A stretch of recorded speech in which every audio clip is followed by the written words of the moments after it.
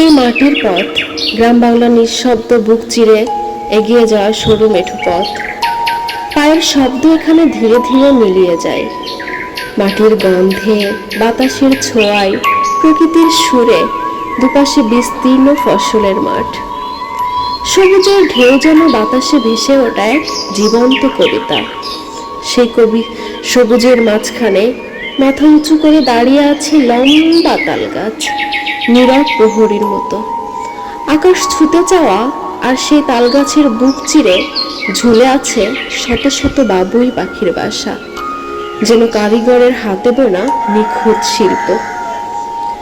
প্রতিটি বাসা এক একটি গল্প, এক একটি স্বপ্ন।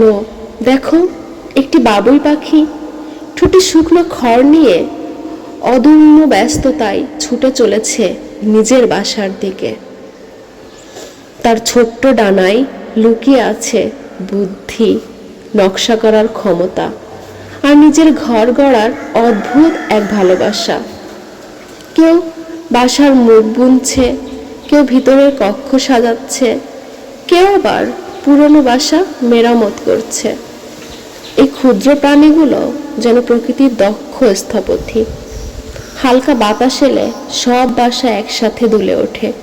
মনে হয় এ শুধু বাতাসের দোলা নয়, এ যেন হৃদয়ের দোল, জীবনের ছন্দ।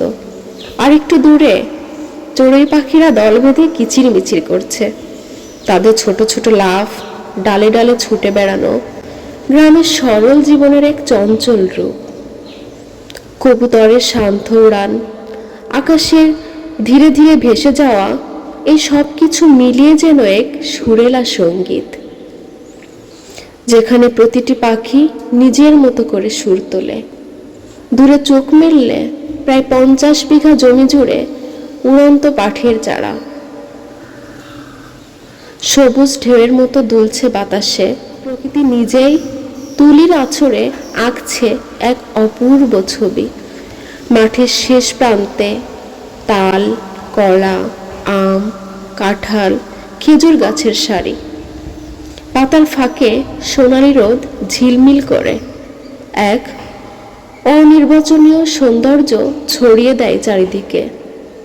খেজুর গাছের ডালায় দুলে ওঠে, আর কাঁঠাল গাছ তার ভারী ফল দাঁড়িয়ে থাকে গ্রামের সহজ অথচ সমৃদ্ধ জীবনের প্রতীক হয়ে।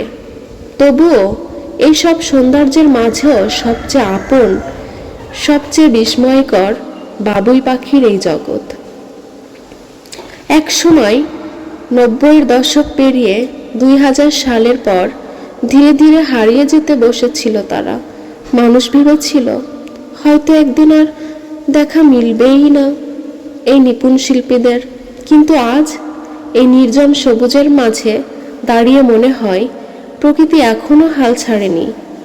এখানে তালগাছ জুড়ে বাবুই পাখির বাসা, আর তার পাশেই চড়ুই পাখির কিচিরমিচির, একসাথে বেঁচে থাকার এক অপূর্ব মিলন। এ যেন শুধু একটি জায়গা নয়, এ যেন জীবনের এক শান্ত আশ্রয়, বাবুই পাখির স্বর্গরাজ্য। এই জায়গা ফরিদপুর জেলার সালথা উপজেলার বট্টি ইউনিয়নের বড়লক্ষণদিয়া উত্তরপাড়া বাবুশখালীর বিস্তীর্ণ সবুজে ঘেরা এক নীরব স্বর্গ। লক্ষণদিয়া আর কাঁঠালবাড়িয়ার মাঝামাঝি, যেখানে গেলে মনে হয় সময়ের গতি ধীর হয়ে আসে আর প্রকৃতি নিজেই কথা বলে।